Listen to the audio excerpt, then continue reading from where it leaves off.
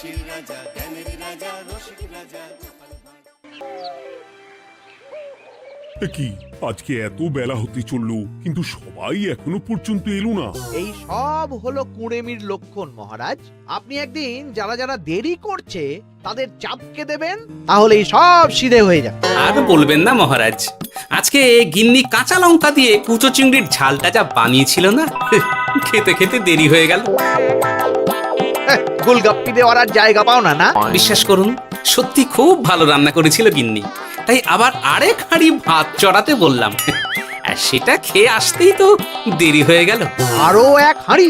মহারাজ কিছু মনে করবেন না, এই পাঠশালা বন্ধ করে সব গুছিয়ে তবে এলাম। সুপ্রভাত মহারাজ। সুপ্রভাত মহারাজ। প্রভাত আজকে আর শুনেই, তোমরা সবাই এত কুঁড়ে হয়ে গেছো যে কি বলবো। মহারাজ, এই কুড়েমির আসল কারণ হচ্ছে চর্বি। কথায় আছে, যত বেশি চর্বি তত তাড়াতাড়ি মরবি। আপনি কি বলতে চাইছেন মন্ত্রী মশাই, যে আমি তাড়াতাড়ি মরে যাব আর আপনি মজা দেখবেন? ঠাকুর ঘরে কে, আমি তো কলা খাইনি ব্যাপার হয়ে গেল। গোপালের একদম মোক্ষম জায়গায় আঘাত লেগেছে, যাকে বলে ওই আঁতে ঘা। তুমি বেশি কথা বলো না বৈদ্য, চুঁচ করে চালুনির বিচার। হ্যাঁ, বৈদ্য তো দেরি করেই এসেছে। আমার মনে হয় প্রত্যেককে এমন ভাবে প্রশিক্ষণ দেওয়া দরকার যাতে তারা একটু চনমনে হয়ে ওঠে। হ্যাঁ মহারাজ, তাহলে আগামীকাল থেকেই শুরু হোক ব্যায়াম আর অস্ত্র শিক্ষা।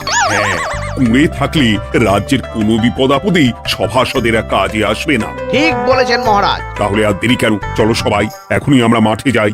এই তো মহারাজ ভরপেট খেয়ে এলাম, এখনই মাঠে? ওসব অজুহাত দিয়ে লাভ নেই, চলো চলো চলো।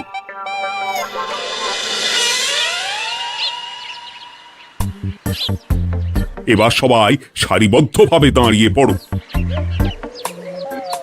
কি গোপাল কোথায়? মহারাজ, গোপাল আপনার পিছনে দাঁড়িয়ে আছে, চুপি চুপি। এই গোপাল, যাও যাও, মাঠের মাঝখানে গিয়ে দাঁড়াও। এই চাঁদি ফাটা রোদে কেন মহারাজ সুস্থ শরীরকে ব্যস্ত করছেন?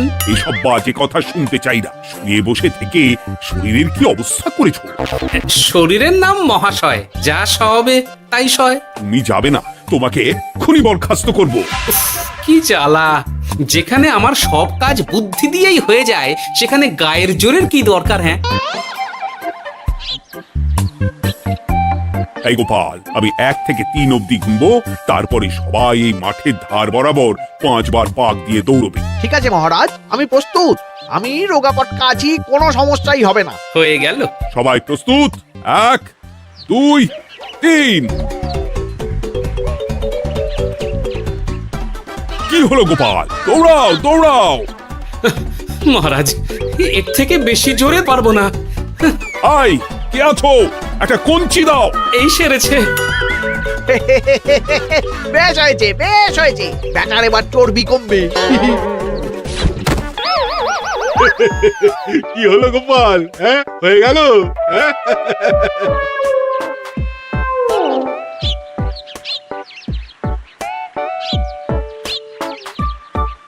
এই উল্টে উল্টি, আমাদের দাদু উল্টে গেছে। হ্যাঁ, তাই তো দেখছি। চল চল গিয়ে দেখি। উফ, চেহারার কি অবস্থা বানিয়েছো গোপাল, হ্যাঁ? এতটুকু দৌড়তে গেলেই চিটপটাং। তাড়িয়ে দিন মহারাজ, এরকম বেঢপ চেহারা সভাসদকে আমাদের দরকার নেই। না না, তা বললে হবে নাকি গোপাল, তুমি এক্ষুনি বাড়ি চলে যাও, কালকে আবার মাঠেই দেখা হবে। এই দাদু বাড়ি চলো। ওরে বাবারে!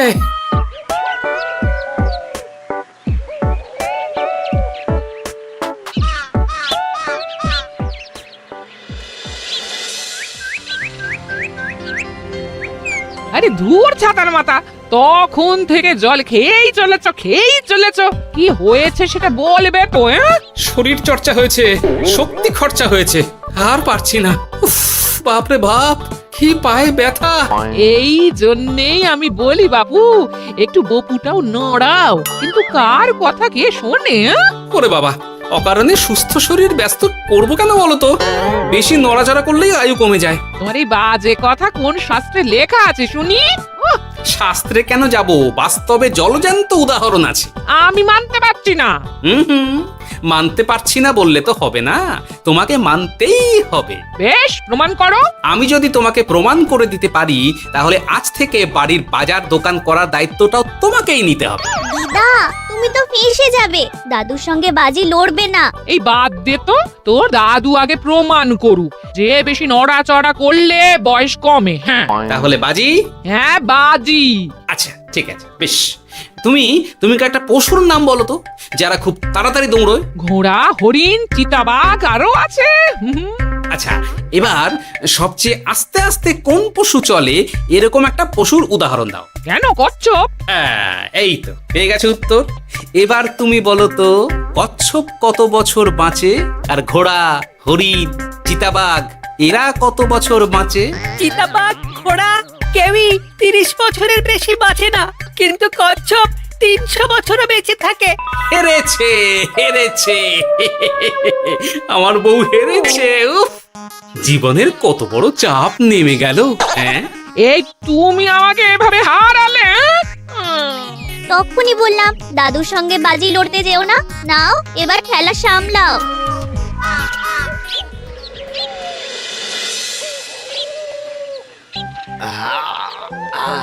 আরো ভালো করে মালিশ কর। আজকে ছোটাছুটি করে পা দুটো বেশ ব্যথা ব্যথা করছে। কালকে তো আবার অন্য পরীক্ষা। আরে আমার হালকা চেহারা আছে, সব সামলে নেব। কালকে তো অস্ত্র চালনা হবে, কালকে আমি কাঁপিয়ে দেব।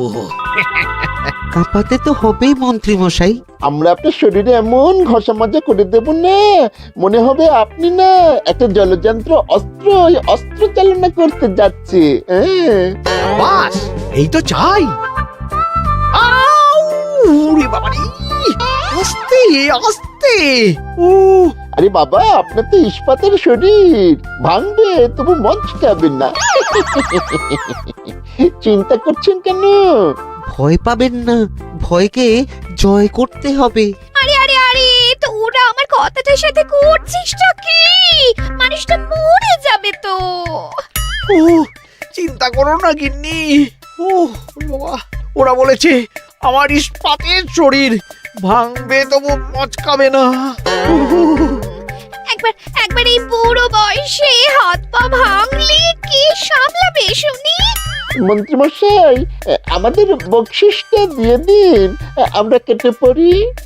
বাবারে বাবা, দিচ্ছি।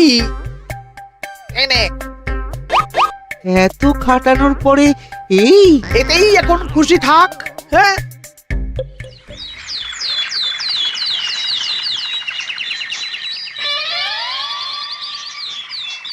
এবার তোমাদের সকলকে অস্ত্র শিক্ষা দেওয়া হবে। উফ, রোজ রোজ কি জ্বালাতনে পড়েছি, বাপরে বাপ। বাবা মা কাউকে ডাকার দরকার নেই, ভালো না লাগলে রাজসভা চাকরি ছেড়ে চলে যাও। মহারাজ, এটা তো উচিত নয়। যে যেটাই পারদর্শী তাকে সেটাই করতে দিন না। একটা বাঁদরকে যদি আপনি বলেন শিকার করে মাংস খেয়ে দেখা, সে কি পারবে মহারাজ? মহারাজ, গোপাল একটু বেশি কথা বলছে, ওকে আপনি বের করে দিন। আমি তোমার কথায় গলবো না গোপাল, তোমাদের সবাইকে এখন অস্ত্র শিক্ষা শিখতেই হবে। কর্তার ইচ্ছায় কর্ম, এখন তো আমার আর কিছুই বলার নেই। তাহলে আর দেরি কেন, তোমরা সবাই একটা করে ঢাল আর একটা করে তলোয়ার তুলে নাও। সেনাপতি, বলুন মহারাজ। তুমি সকলকে অস্ত্র শিক্ষা দেবে, তলোয়ার চালানো শেখাবে। এক এক করে প্রত্যেকে তোমার কাছে যাবে আর এক এক করে তুমি সবাইকে তলোয়ার চালানো শেখাবে। আচ্ছা মহারাজ, তাহলে ওই সবার প্রথমে চলে আসুন মন্ত্রী মশাই। হ্যাঁ, আমি প্রস্তুত। আমার শরীর ইস্পাতের মতো, ভাঙবো তবু মচকাবো না।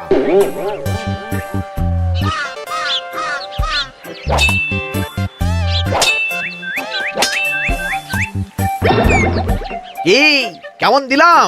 অত সহজ নয় সেনাপতি।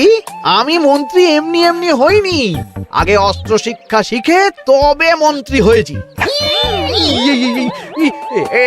এটা কি হলো? হ্যাঁ, আপনি অস্ত্র শিক্ষায় পারদর্শী, কিন্তু আরো বিচক্ষণ হতে হবে। কারণ আজকে এই পাগড়ির জায়গায় আমি যদি তলোয়ার আপনার গলার দিকে চালাতাম, তাহলে কিন্তু আপনার এই ভবলীলা এখানেই সাঙ্গ হয়ে যেত। ঠিক আছে ঠিক আছে, মনে রাখবো। এবার বাকিদের তো ডাকো। হ্যাঁ, এরপরে তলোয়ার চালানো শিখতে আসবে গোপাল। গোপাল দাদু, গোপাল দাদু। বাবা বাবা বাবা, গোপাল তুমি আবার দল বল নিয়ে এসেছো। দেখি তোমার কত দম। গোপাল তুমি প্রস্তুত হও। হ্যাঁ হ্যাঁ আমি প্রস্তুত। ওরে বাবারে, এ তো ভয়ানক চাপের কাজ, আমাকে বেশ বেগ পেতে হচ্ছে। সামলাও গোপাল। না, আমাকে অন্য রাস্তা দেখতে হবে। সেনাপতি, মহারাজের দিব্যি, তুমি আমার দিকে তলোয়ার ঢাল বাড়াবে না। এই এই এটা কি হলো? সত্যি তো, এটা কি হলো? গেল গেল গেল গেল গেল গেল গেল, দুধটা খুলে গেল গো। দেব নাকি এবার কুচ করে কেটে? জিতে গেছি, জিতে গেছি। এটা কি হলো? শত্রুপক্ষ কখনো কারো দিব্যি শুনবে না। আর সেনাপতি, তুমি কি ওখানে দাঁড়িয়ে দাঁড়িয়ে মজা দেখছো? আমি কি করব মহারাজ, গোপাল যে আপনার দিব্যি দিয়ে দিল। গোপাল বেটা খুব চালাক। তাহলে এখন উপায়? ওসব গোপাল তোমাকে বোকা বানাবার জন্য করেছে। তুমি ধুতি ঠিক করে আবার লড়াই চালিয়ে যাও। যথাজ্ঞা মহারাজ।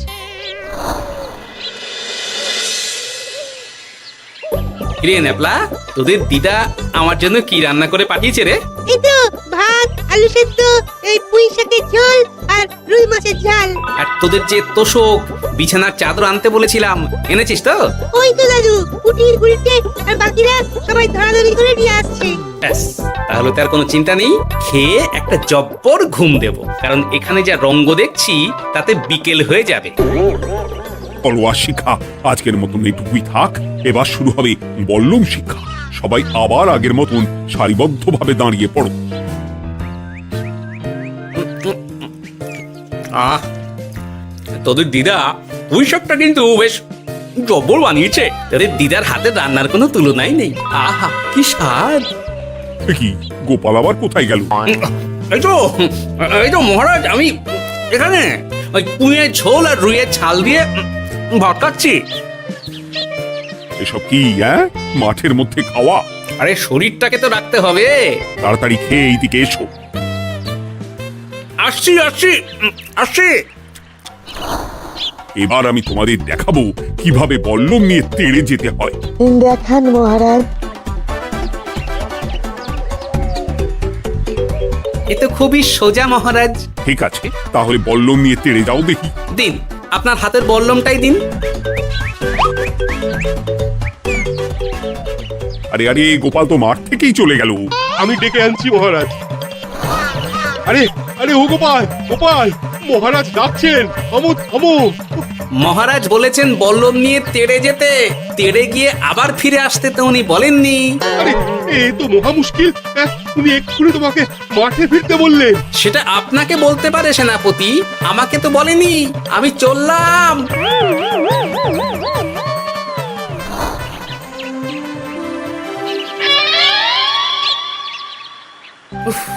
বাবারে বাবা, কি ঝক্কি! অনেক বুদ্ধি করে মাঠ থেকে খাটে চলে এসেছি। আমি আর উঠছি না। এ কি বলি, তোমাদের তো এখন অস্ত্র শিক্ষা নেওয়ার কথা। হ্যাঁ, তোমার বলা নেই, কোয়া নেই, অমনি বাড়ি চলে এলে। আরে বাবা, ওইসব অস্ত্র শিক্ষা মানেই সুস্থ শরীরকে ব্যস্ত করা, অসহ্য খাটনি, অযথা কষ্ট। কষ্ট করলে তবেই কেষ্ট পাওয়া যায়। হ্যাঁ, তোমায় আমি আগেও বুঝিয়েছি, যেখানে বুদ্ধি কথা বলে সেখানে দেহের শক্তি নীরব দর্শক গিন্নি। আরে বাবা, সে না হয় বুঝলাম, কিন্তু মহারাজ তো ভালোর জন্য সবাইকে অস্ত্র শিক্ষা দেওয়ার চেষ্টা করছে না? আরে বাবা, যার যা কাজ তাকে সেটা করালেই পারে। মহারাজ তো সেটা বুঝতেই চাইছেন না। আমি এখন ঘুমো। দরজা খোলো গোপাল, দরজা খোলো। গোপাল, গোপাল, দরজা খোলো বলছি। ব্যাস, হয়ে গেল। একটু শান্তিতে ঘুমাবো তার জো নেই। দরজা খোলো গোপাল। বলুন মহারাজ। তুমি কি পেয়েছোটা কি গোপাল? রাজসভায় দেরি করে আসবে, তারপর অস্ত্র শিক্ষার সময় ফাঁকি বাজি দেবে। এভাবে তো আর তোমাকে মনে হচ্ছে রাজসভায় রাখা যাবে না। মহারাজ, গোপাল তো মুখের কথার লোক নয়, ওকে তাড়িয়ে দিই। কেন মহারাজ? আমি কি এমন মহাপাপ করেছি যে আমাকে তাড়িয়ে দেবেন? এই যে আমার কথা শুনছো না, এটাই তোমার অপরাধ। অপরাধ নেবেন না মহারাজ। পণ্ডিতের দায়িত্ব পুজো করা, সভাকবির দায়িত্ব কবিতা বলা, সাহিত্য চর্চা করা, আর আমার দায়িত্ব হাসি মজা করে আপনার মন ভালো রাখা। কিন্তু আপনি আমাকে জোর করে যুদ্ধের ময়দানে ঠেলে দিতে চাইছেন। এটা আমার ইচ্ছে। আমিও তো মহারাজ ইচ্ছে করলেই অনেক কিছু করতে পারি। চোখ বন্ধ করে লক্ষ্য ভেদ করতে পারি, শুধু বুদ্ধি দিয়ে। আরে বাহ, এত বড় কথা! তাহলে মহারাজ ওকে বলুন পরীক্ষা দিতে। কি পরীক্ষা? আমি একটা ঘরে বর্ম পরে দাঁড়িয়ে থাকবো। তোমার হাতে অস্ত্র দেব, আমার মাথায় একটা আপেল থাকতে হবে, আর তুমি কিভাবে আমার মাথা থেকে ওই আপেল ফেলতে পারো দেখবো। এ তো খুবই সোজা। কি গোপাল, তাহলে লড়বে নাকি বাজি? হ্যাঁ, লড়তে রাজি আছি। তাহলে আজ রাতেই হয়ে যাক পরীক্ষা। যদি এই পরীক্ষায় উতরে গেলে তো ভালো, নইলে তোমার চাকরিটা গেল। গোপাল, তুমি পারবে তো? সে দেখাই যাবে। আজ রাতে তাহলে রাজবাড়িতে দেখা হচ্ছে। যদি আমি এই পরীক্ষায় বিফল হই, তাহলে আমার চাকরি আপনি কেড়ে নেবেন। আর যদি সফল হই, তাহলে মন্ত্রী মশাইকে শাস্তি দেবেন। আমি নিজে সারা কৃষ্ণনগরে নাক্ষত দেব। বেশ, দেখা যাক।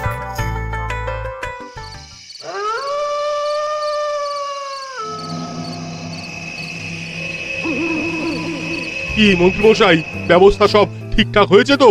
হ্যাঁ, এবার শুধু গোপালের পরীক্ষার পালা। আমি তাহলে বাইরে গেলাম, গোপালকে পাঠিয়ে দিচ্ছি।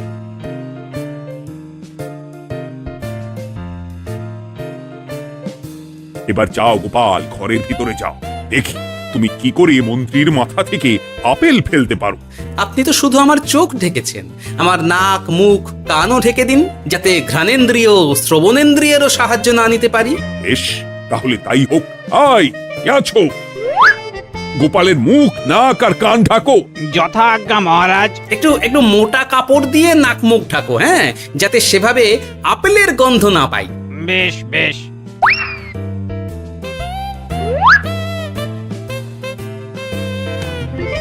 যাও গোপাল। গোপাল, এবার তোমার চাকরি গেল। এবার তুমি কি করবে? কি করবে? দৌড় ঝাঁপে ফাঁকিবাজি? হ্যাঁ,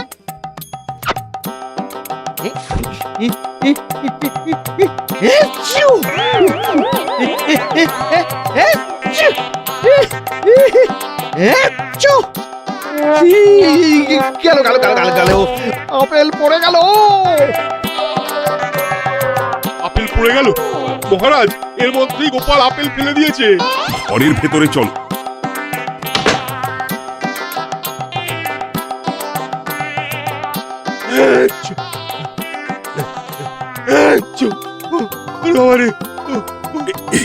এ কি? ওরে বাবারে বাবা, কি ঝাঁজ! ওরে বাবারে বাবা! কি মহারাজ, দেখলেন তো গোপালের চমক? অস্ত্র ছাড়াই আপেল ফেলে দিলাম। কি, এটা তো তুমি নীতি বিরুদ্ধ কাজ করেছো। সারা ঘরে নস্যি ছড়িয়ে দিয়েছো। মহারাজ, হাত থেকে আপেল পড়ে গেছে। এবার সারা কৃষ্ণনগরে নাক্ষত দিতে হবে। সত্যি সত্যি গোপাল, বুদ্ধি তো তোমার জুড়ি মেলা আভার। আমার নাম গোপাল ভাঁড়। একটা কথা মনে রাখবেন, কেউটে সাপের লেজে পা দেবেন না, আর গোপালের কাজে বাধা দেবেন না। যে কাজ বুদ্ধি দিয়ে করা যায়, তার কাছে শক্তি ছোট্ট শিশু মাত্র। সত্যি গোপাল, আজ তুমি সেটাই প্রমাণ করে দিলে। আর আজ থেকে তোমাকে তোমার ইচ্ছার বিরুদ্ধে খাটাবো না। তুমি খাও দাও, ভুড়ি বানাও। যার যা কাজ সে তাই করবে। যেমন এখন মন্ত্রী মশাই নাক্ষত দেবেন। হ্যাঁ, ভুল করে বাজি ধরে ফেলেছি, এখন নিজেই চাপে পড়ে গেলাম। তাহলে আর দেরি কেন? নাক্ষত এখন থেকেই শুরু হোক। কৃষ্ণনগরের রাস্তা শেষ হতে হতে সকাল হয়ে যাবে।